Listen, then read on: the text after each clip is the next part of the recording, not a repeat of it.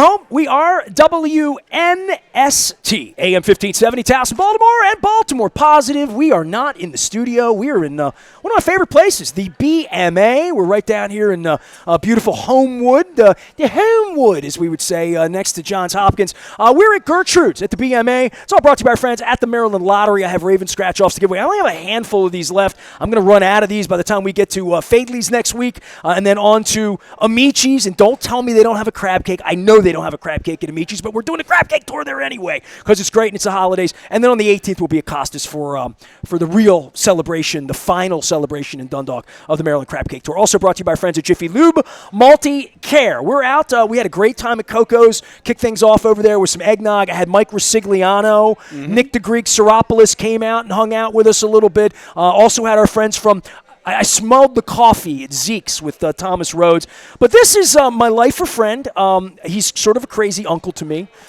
We have fly fish together. We have coffee together. We have been out on Pretty Boy at the break of dawn. I've never caught a fish with you, even though we've gone fishing a couple times. Dan Rodricks is here. The man, the myth, the legend. His show, his amazing show, returns here to the upstairs here at the BMA, which is why I wanted to do it here, not just because John Shields and I found that we're related. Did you know that? You and John Shields are related? Oh, related. Did you not know this? How could that possibly be? Well, I'm going to tell you. 2 years ago, my friend Dan Rodricks decided to have his little show here at the BMA. Well, it's a play. It's a play. Okay, it's a play. And I decided to welcome you out, and I said, do you know that John Shields guy, Gertrude's, Gertrude's or hotsy-totsy place, was packed here for lunch? And you're like, he's one of the nicest men. You said that about John. You're like, he's one of the nicest men you know, right? Absolutely. Okay. Yeah. So I reached to him, and we did the show here, and it came to me when I was here 2 days before. I said to my son, my only son, I'm doing the show over at Gertrude's at BMA. He's like, you know we're related to him, Dad. I'm like, what? He's like, yeah, it's Aubrey's cousin, his wife's cousin. It's my daughter-in-law's cousin. Your daughter-in-law's cousin. Yeah. Her mother's maiden name was Shields. Correct. Her mother's name's Shields. Okay. So John and I are related. So that makes this thing even more. But doesn't matter. I don't have any other relatives. Yeah, I understand. I've already called you a crazy uncle, and I know I'm not related to you. To honor you today, I wore my Boston band belt buckle, just to honor, I always have to have a theme for you. That's a reference to the fact that I grew up in the Boston area, but I've lived in Who would know? Baltimore. Who would know that from me? But I've lived here a long time now. Oh, man, long enough to make this show. Longer than you've been alive, I think. No, you came in 79. I was born in 68. Oh, really? I read you the day you were here. I'm complimentary. I worked with you when I was 17 years old. You did. That's I'm 56 now. That's true. Nestor, you look great. Do you remember the first thing you ever did for me that was nice? Say thanks, Dan. Yeah, we're good. Go ahead. No, I'm about to thank you. I said you look great. You were a superstar to me on television. I had read your column in the early 80s. My parents got the Evening Sun and the News America, especially when I worked there. So I read your work, and then I saw you in the newsroom. You've been on WBAL doing all your little funny bits, you right? Remember that. Doing all your, well, Marty Bass did Catch and Bass, which was his fun guy on the street. Yeah. And you had Rodricks. You did your guy on the street thing. Yeah. Different, but the same, but sort of Baltimore, It's so good. I did some serious pieces and some light pieces. He did a lot of light pieces. But you got to meet everybody, every John Shields. You get to meet people in the city, right? It's been great, yeah. And through this collection of people, some of it bad and murders and grisly and things that are in your play, you have brought this thing to life. And I want to let everybody know I am a full-on pimp for this show. I am not under any payment from Dan other than love. He couldn't even help me catch a fish. That's true. So you're going to mention that again, right? But I loved your show so much 2 years ago. I had you on. You came down to Fadley's to talk to me about it 2 years ago. Yeah, I did. We did it at Fadley's. I remember it. And I was excited about it because I thought, I've seen you as a thespian. I remember you acting these Italian arias at Jack Lemmon's house in the neighborhood where my radio station is back in the 80s. Yeah. You were big into Don Donaldo, and you did all of this stuff, right? Yeah. And you were always talking about your fishing and your cooking and your eating and your singing and like all of this. And I thought, you're going to bring a show to the stage that's going to be worth my time and worth me coming over. And my wife and I came over on a cold night 2 years ago. We came in. I had no idea what you had cooked up at all. Right. And you did mention Eric Bogosian to me 2 years ago. So I thought, well, this is going to be something. Dan's putting something together. Yeah. I cried up there 3 different times. I came down. I saw friends of ours, mutual friends, former colleagues here, and I said, next year I'm going to bring everybody I know And you did. to your show. And I did. Yeah. And last year I had my family, friends, loved ones, people who are really important in my life, my sponsors, people to support me, all here. We had a room. We had Fadley's Crab Cakes, and we all went in and saw your show. Yeah, that's and right. then we convened right here at this bar. My son was here. All of the key people. Nice bar. I had Gertrude's my a great family bar. Christmas party That's here good. last year around your show, That's and it. people down here, it was exactly what you want, Dan. Yeah. Everyone came down here. We all kibitzed and had our thing and had our drinks, but we talked about your show. We were talking about the movie we saw and what we had just witnessed.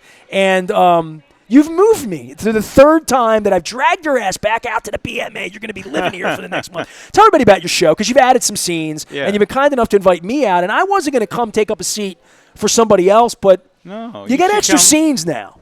Yeah, so it's called Baltimore. You Have No Idea, and you're right, Nestor. We did it. We've done it for the last 2 years here. We've had sold-out runs 2 years in a row, and the cast talked me into doing it one more time. They talked you into it? Yeah, I didn't think we should do the play again. You think it's enough? Well, we did. Yeah, we did it 2 years in a row. Do you have a good film of it? We have a good video. Yeah, we have a video that we've produced with 5 cameras, and it's been all sweetened and produced. What would Will Schwartz know about cameras? Yeah, right. Will Schwartz is the producer of that. Yeah, and we're hoping to maybe get it on television somewhere. Oh, get that it would on be a platform or somewhere. Yeah, because a lot of people have said, geez, I grew up in Baltimore. I can't get there for the play. Is there a video available? We got a lot of emails like that from people. But anyway, so the play is it's 9 scenes. I think it might be 10 scenes. I'm sorry. But they're all based on my newspaper column. It's stories that I've written over the years. And we dramatize these stories on stage with a cast of, now we're up to 10 people. Originally it was a one-man play with a cast of 8. Now it's a one-man play with a cast of 10. And we, because they're scenes, they're sort of like vignettes. Vignettes. Yeah. It's sort of like 10 plays within a play, really. I pulled a couple out and stuck 2 new stories Oh, there's stuff missing? Yeah. I'm going to come and things are going to be gone. Yes, but you'll see something new. Yeah, and it won't. Yeah, you won't. What if I miss the other parts? You won't. Okay. You won't. This is. I think it's better. I think it's an improvement. The really cool thing about this is 2 years ago, Rasig couldn't come, right? Because I think he was up in Brooklyn with his grandkids. He did the show with me yesterday. We did a long thing. I didn't mention you, but I mentioned you were going to be on. And 2 years ago, I'm sitting up in the theater, and I had a really good little seat in the second row. And I had my camera out when you first come out in your trench coat and you do your sort of the monologue to begin with. Right. And the music's playing. You have a wonderful pianist with a wonderful Baltimore motif. And there's all this video. And there's Rasig sitting there with the Ursay dummy. Yeah, and great. I took a picture of it right away. Yeah. And I sent it to Rasig from the seat. I'm like, you're missing this. He's like, next year I'm going to go. And so, last year I got to drag all my friends, and the feedback was unbelievable. I don't want to spoil the plot or any of that stuff, but you capture, as a writer, your 50 years in this city in the story and the sort of best of stories that mattered to you. I want to get to the writing of it because I'm a newspaper writer. I've never written any fiction in my life. Right. I talked to Tim Wendell, who's signing books this week. Right, he has a new book out, right? Rebel Falls, right? Yeah. So, he's going to do it right around the corner here. And we did an hour, and I said, Tim, I know you teach writing. I've never written anything fiction. A young lady stopped me in here about an hour ago and said, are you an artist? It's funny. And I said, well, that's a funny question. And she gave me her card. I'm going to read it because her mother already hit me on Facebook. She was a sweet girl. Her name was Finn. It says author and poet. Mm-hmm. Her name is Finn. Mm-hmm. And I said, I have never written a piece of poetry in my life. I've never written anything that isn't worthy of a newspaper. I mean, that isn't I don't do War of the Worlds. I don't think in terms of fiction. Right. I think in terms of fact. Right. And you took all of these factual stories that you wrote about and then had to bring it to a stage. And I think the writing part of that, I want to get back into your Bogosian from 2 years ago and say, you did it. You made me cry. You made me laugh. You did it twice. I've seen it twice. It still affected me. I was looking at how it was affecting other people that I'm sure on stage you can hear people sobbing, right? Well, you have to be able to there hear are that. moments when the audience is so quiet. I'm I'm impressed by the quiet in the audience as I am by applause or something. But that right? tells Yeah. you as a writer. Yeah, the people are listening. They're You got him listening. right in the heart. You know what I Yeah, mean? I hope so. You shot me in the heart, and Right. that's what every writer would like to do. These stories are all true, right? But I didn't want to just do reenactments. I wanted it to be a play. It has to be dramatic, right? You have to have a little bit of attention. You have to, you have to turn expository writing into dialogue, right? So that was very Believable interesting. dialogue. Yeah, believable dialogue. Yeah. I think I have a pretty good ear for that. That's one of the reasons why I always wanted to write a play, is because I think I'm sort of a natural mimic. I don't do it as much as I used to, but I hear somebody talk and they get in my head, and I You used to do mimic that them. on your BAL thing. Yeah, I did a lot of that. I could Voices, people, impressions. Yeah, especially with the Baltimore accent and all. I really got into that, and I think I have a good ear for dialogue. And of course, I've been interviewing people like you have for a long time, so you get a sense of what they sound like, what's natural, what isn't, and so that went into the writing of the play, and I think it's pretty good, realistic portrayal of these people that I met, because I got to know them so well. Some of the people who are portrayed on stage I knew for a long time, even though maybe I've only wrote about them once. They stick with you. These people, these characters I write about, I've just known them for a long time. They become sources of mine for other stories. Well, the woman who lost her son as a figure That's in your... a perfect example of Mrs. Lula Key is her name, right?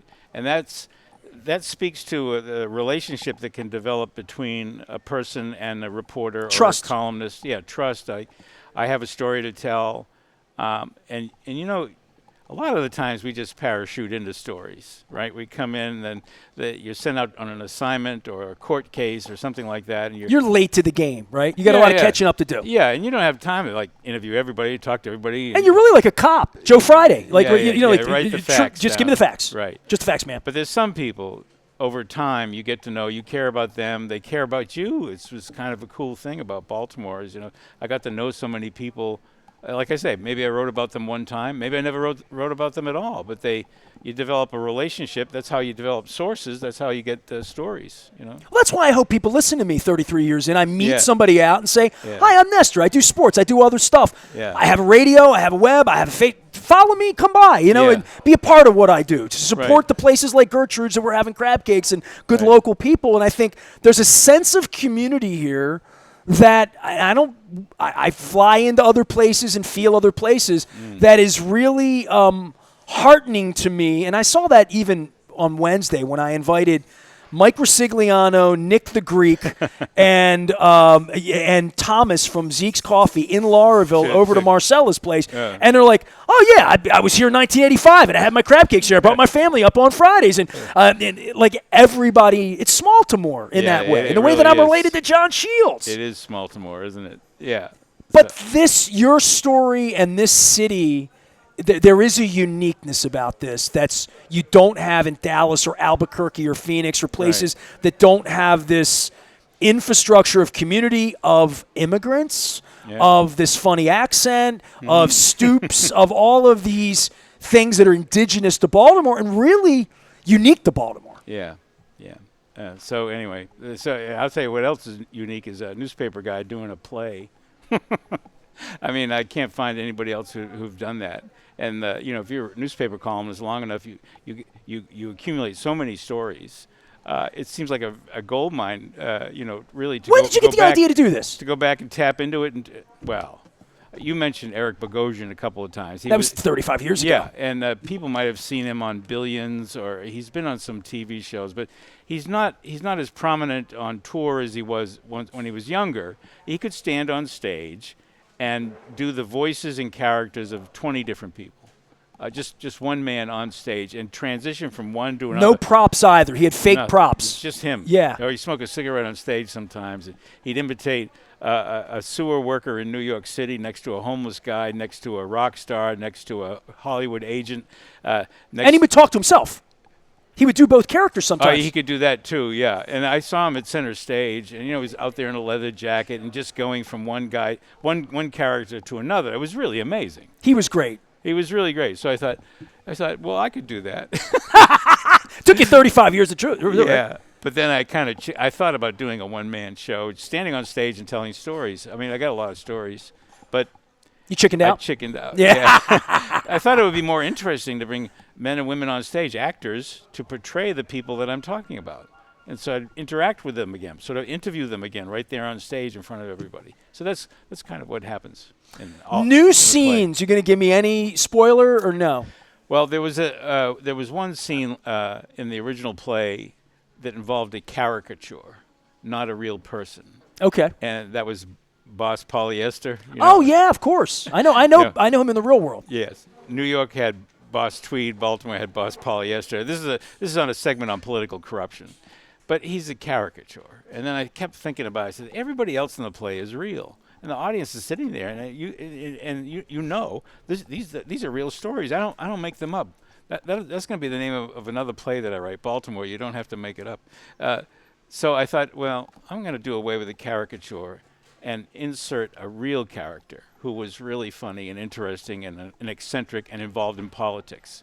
So that's what you'll get in the Mayor Schaefer in this thing. You bring him back to life? No, but he's referenced quite a bit. But that's not the character. He could have been, but that's not the character I'm talking about. All right, so we're talking about Baltimore. You have no idea. Dan Rodricks, of course, longtime Baltimore Sun columnist, is my guest, my friend. We're not going to fish together here. We are going to talk about the fishes. Can we just talk about fish for a minute? Can we just talk about fishing for a minute? Sure. I took Nestor fishing a couple of times. In the Gunpowder River, and then in Western Maryland, and picking up fly fishing and doing that thing is not easy, right? 10 o'clock, 2 o'clock. 10 o'clock, 2 o'clock. 10 o'clock, 2 o'clock. Tony Tochterman showed me that. 10 o'clock, 2 o'clock. If I'd had more time with you, I probably could have put you on a fish. If I had more time and and some days you get skunked. Some days, I keep saying this. We don't catch fish. You are so apologetic that a fish didn't come. Yeah, that you think that I did not have the richness of the experience that I loved my day sitting on that slippery rock,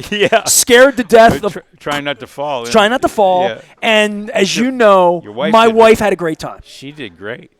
Her casting was pretty good. I'm sorry she didn't hook up a fish, but it wasn't because she wasn't casting well. And Dan caught a fish that was much smaller than this lottery ticket. It kind of fit right in the palm of his hands, and I had a picture of it. And the picture we took, if you zoom in enough, the fish looks bigger. Yeah, than always it actually does. was. It was a rainbow trout. Do you remember Lefty Cray?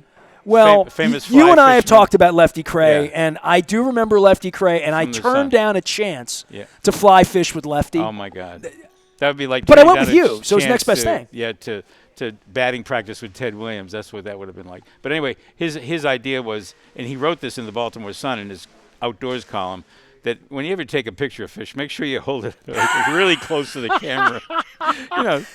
So. That's why they do it in the salmon market in Seattle, so it looks big, right? Absolutely. So, Dan, you did a show last year that we have not mentioned at all. I don't know. Second play, yeah. The second play was about courtrooms. Right. I did not see your second play. I think I may have been. You only did it a couple nights, right? No, we did it for 6 nights, and we sold out all the shows too. I didn't see it, and I feel like a jerk because I didn't see it. That's all right. What? Because I thought you would do it again. Yeah. Well, we did a run of 6 shows of the play called Baltimore Docket, and it was a similar format. It was like separate scenes, 9 stories contained in an hour and a half, all of them set in courtrooms, all based on stories that cases that I've covered over the years. Some funny, some sad, some really tragic, and that we did that this past year. Is that shelved, or is that on hiatus, or is that to come back again, maybe? Yeah, or? That might come back again. You're a man of plays now. You're getting addicted to it, aren't you? Well, after this run of Baltimore, you have no idea. I'm going to spend. Are you going upstate in the summer to do a? The summer stock, you mean? Yeah.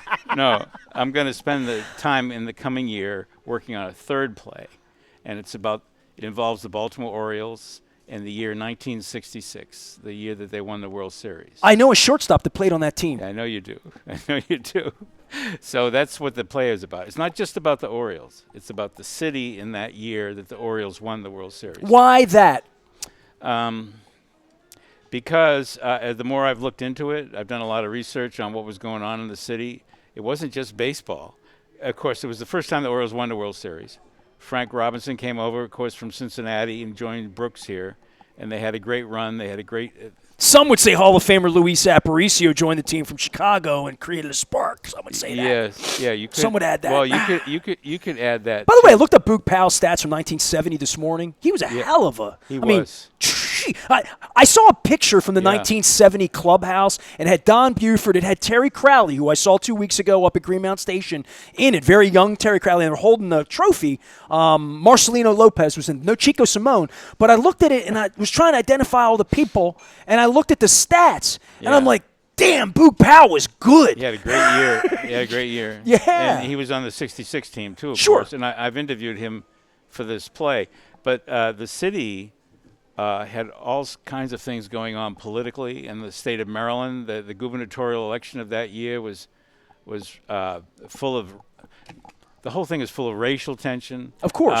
Political yin and yang, and there's a lot of stuff going on in the city that I don't think people know about. Because when we say 66 in Baltimore, you think of the World Series right away. That's the first year the Orioles won the World Series. And but the backstory, the Mayor McKeldin, his efforts to deal with the racial tension in the city. Angelos ran for mayor that Fascinating. summer. You know that, right?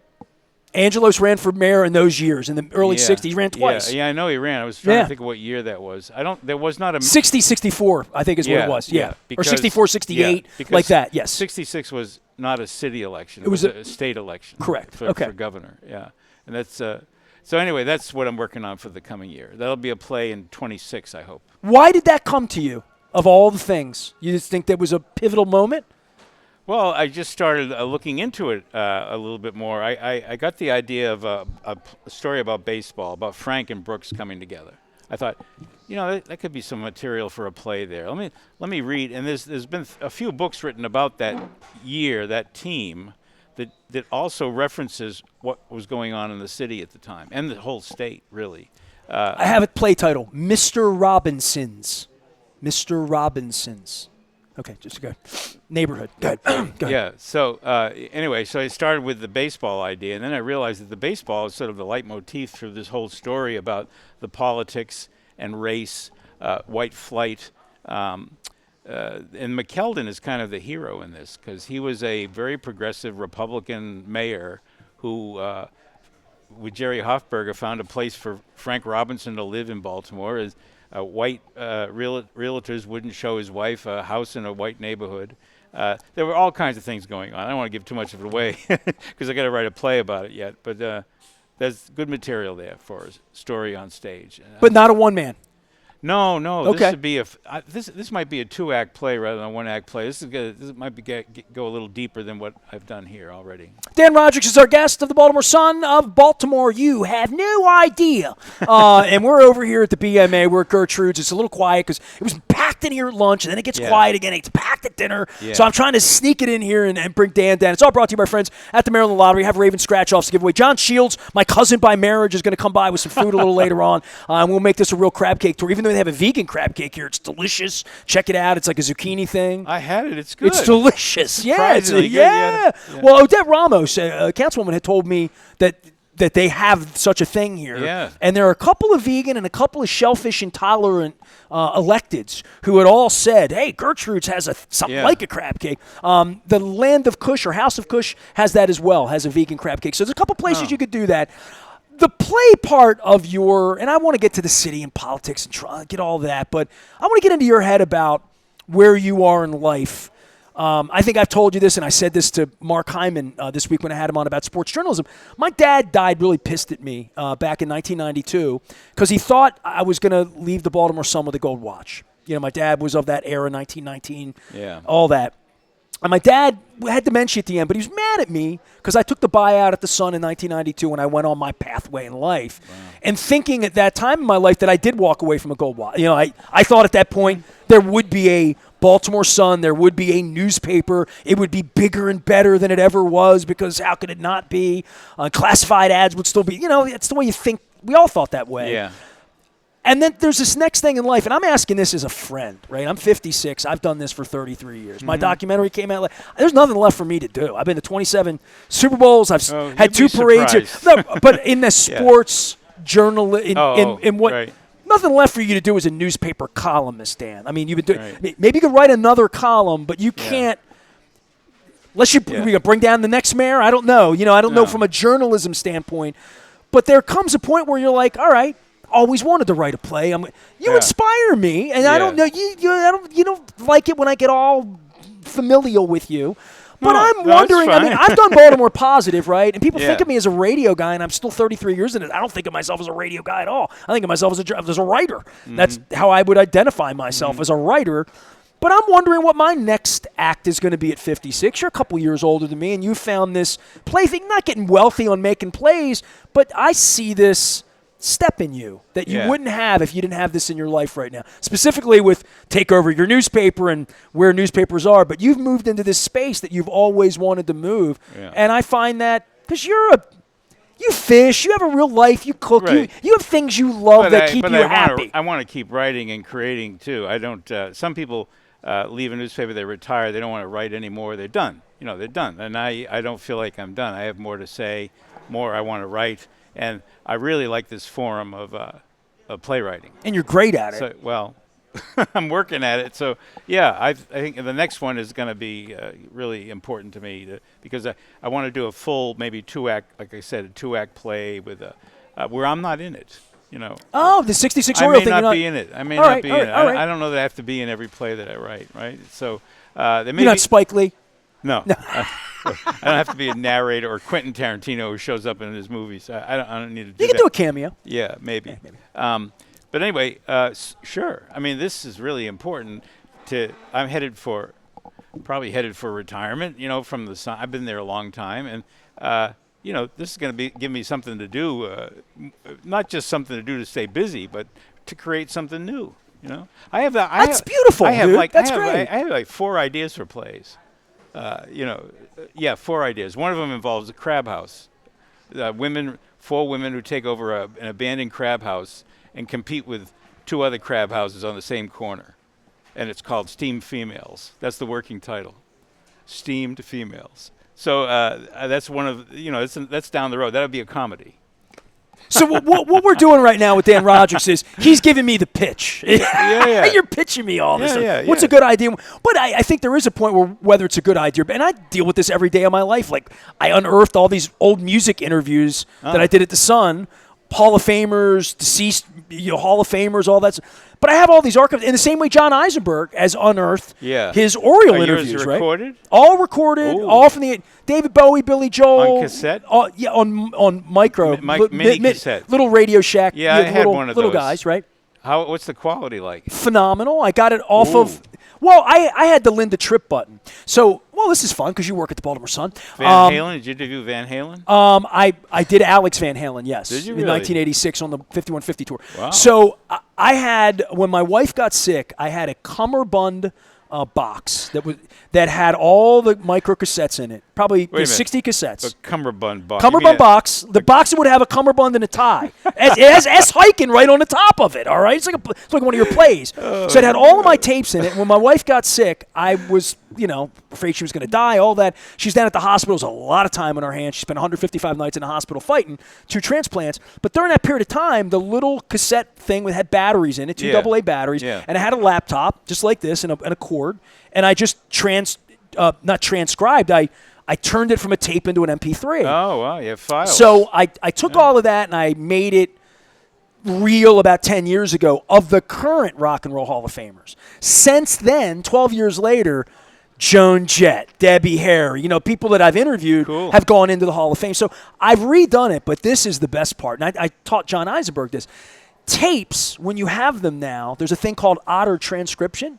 You literally just take the MP3 and throw it over, and you get a complete transcription of the conversation. Yeah. That's changed my life for being able to use that at the Sun. Yeah, I mean, transcribing really old audio. Yeah. This is how old we're getting now. We used to have to go back and listen to it. And hit the rewind button. Oh, what did he say? How did he? Don't want to get his quote wrong. Got to get it right. So I think the modern part of all of this in what I do with my time to create what I do, which isn't the Ravens this week or fire Justin Tucker or John, any of that. I did all of that. I'm trying to find the next thing, and I'm really inspired. Wait a minute. Are you going to turn those into a podcast? Yeah, I have them all together. Oh, you should do that. You should do that. Yeah, I have all of that up on Baltimore Positive. So I'm working on that because I found it and I unearthed it, and I'm like, it's sitting here. Somebody wants to hear what Pat Denizio from the Smithereens, he died 7 years ago, what he said to me over an hour 30 years ago about his new album. I have all of that, right? Because I have the story I wrote or whatever. But you know the story. We talked to him for 30 minutes, and we put 5 quotes in a 12-inch story about a band, right? So this is all the stuff on the cutting room floor. But I don't know what to do with any of that. I'm just saying that's what I'm doing with my time lately and saying that's a worthy project, right? Yeah. With your play, you didn't do it to get rich. You did it because you were looking for like a worthy project, right? Yeah. It must feel really worthwhile to you 3 years later. It's great. I love this. I'm still kind of in shock at the reaction to it, because especially the first play, and the docket went over well too. I'm just sort of amazed that people like it. What do you? Because I didn't know what to expect when we first did it. What do you find compelling from a columnist standpoint, and what's happened to your paper, and you're headed to retire? You've given all that away. Yeah. But like just the things that keep you going that aren't writing about 1966 and Frank Robinson, the things that are happening here today, especially with what's about to happen to our country next month in regard to electing someone that's going to have incompetent people. Yeah, like the worst people. It looks like Trump is assembling the worst people for his cabinet. We did that the first time, kind of, sort of, but then, this is those far people, worse. Yeah, and John Bolton had credentials, and Yeah, actually, a lot of them did. He had those generals around, the so-called adults in the room. There's not going to be anything like that this time. And I just finished writing a column today about the vote in the city of Cambridge on the Eastern Shore for mayor.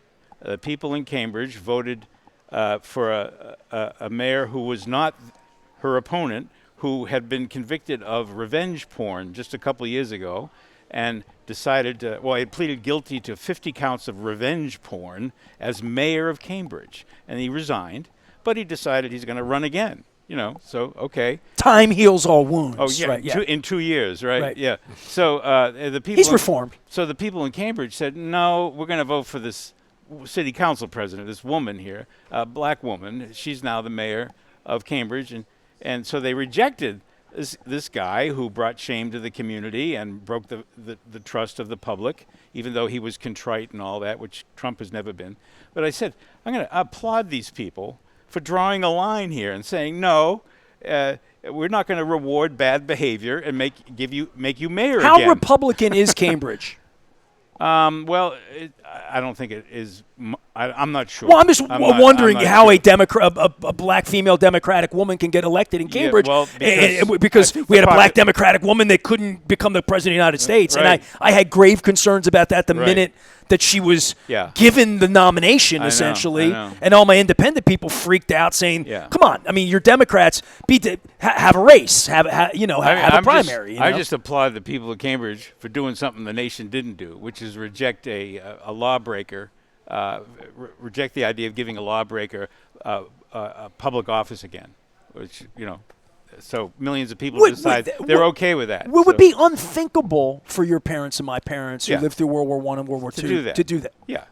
Coming out of Watergate, I go back at 50 years, and all the years I've known since Watergate, there's been this strong reaction to, no, Sheila Dixon, tried 3 times to become Marion mayor Barry again. was one, right? But that was smoking crack. That wasn't.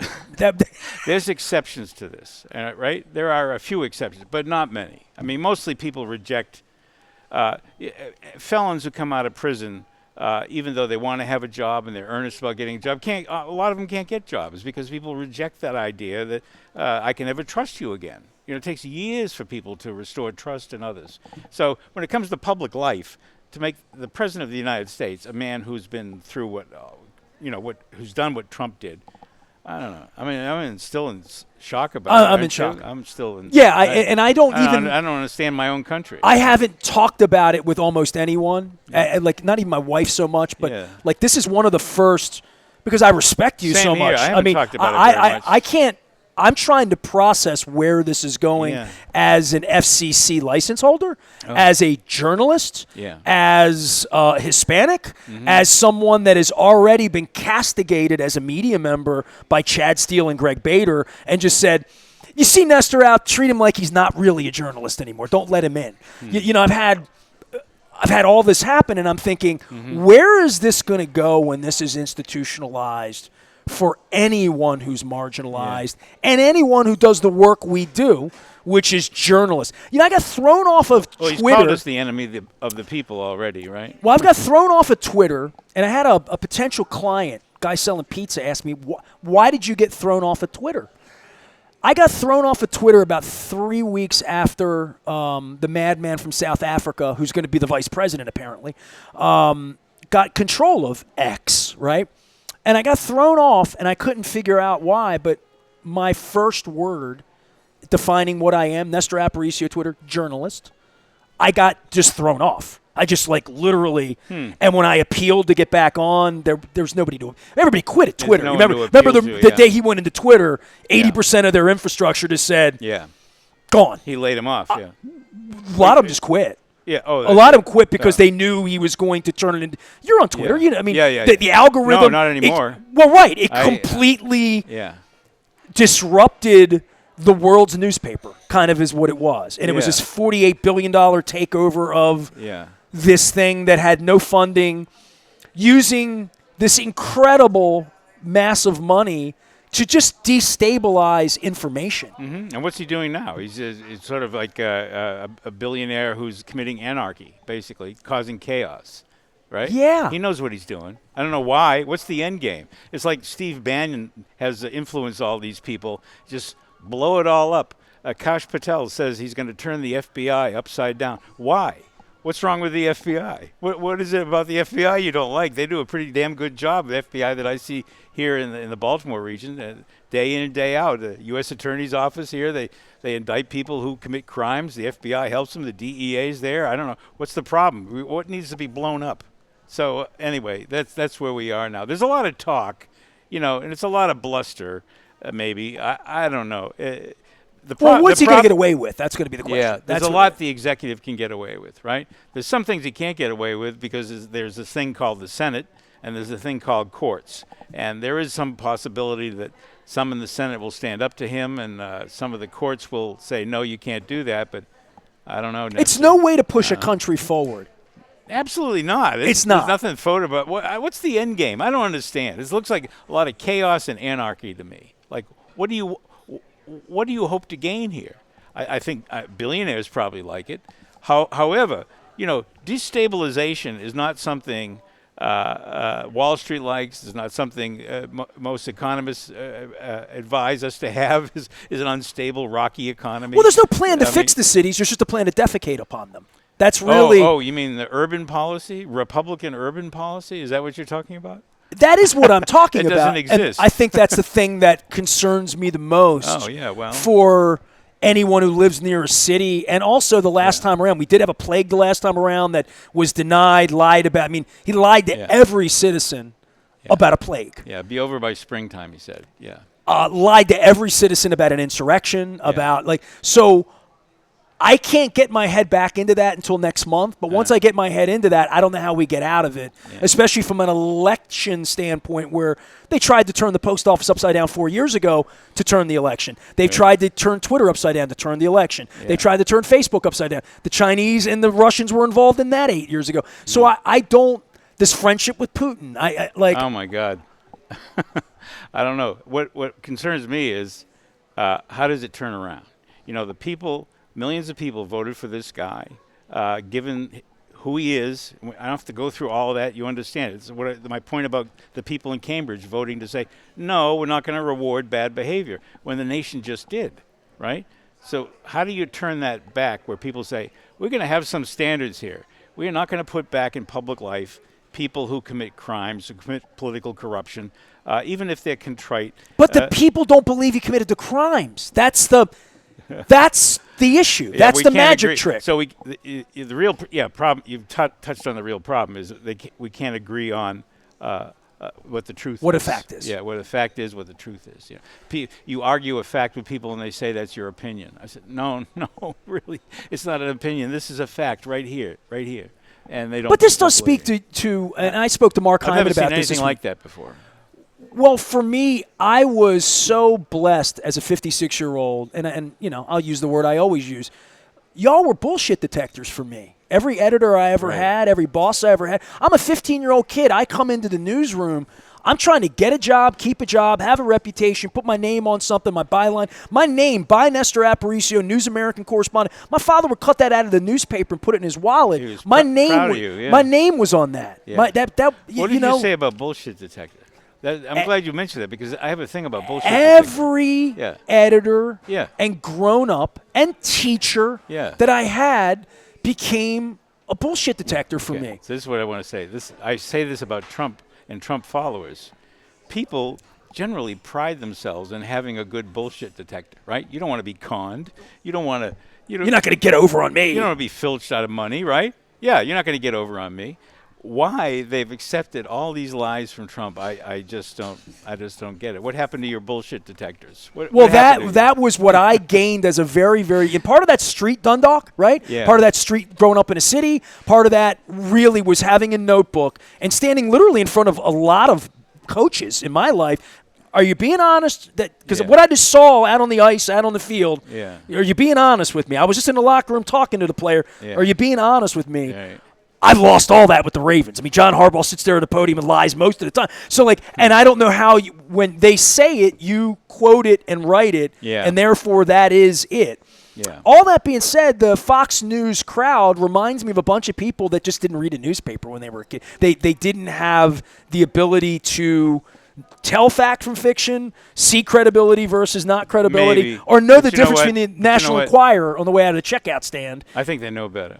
And this is all performative. They just getting paid to lie, getting paid to accept lies and to exaggerate. I remember when Trump said 8 years ago, what's the worst thing that could happen? Still trying to figure that out. I really am. I'm still trying to figure that out. I'll give you a nightmare. I saw the files in the bathroom at Mar-a-Lago. And I'm like, which he's going to get away with now. Yeah. Right. Dan Rodricks is here. We're fed up. Come see the show. Baltimore, you have no idea. Give me the dates again. How many we're doing this time? It's December 11th through 15th. We're doing 5 shows, and I think we're but not 2 weekends this time. Just one. No, just one stretch of 5 shows, and we're at 92, 93% sales. So hurry. You can't get group sales for this.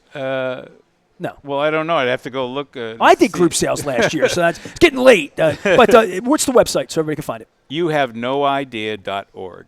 YouHaveNoIdea.org. Dan Rodricks is my guest. John Shields is going to join us from Gertrude's. He's here. We're also going to be joined by Stacey Munsell a little later on in the afternoon as well. All of it brought to you by friends at the Maryland Lottery. I have Raven scratch-offs to give away. We will be giving these away next week at Fadley's on Wednesday. We will be at Amici's on Tuesday the 17th.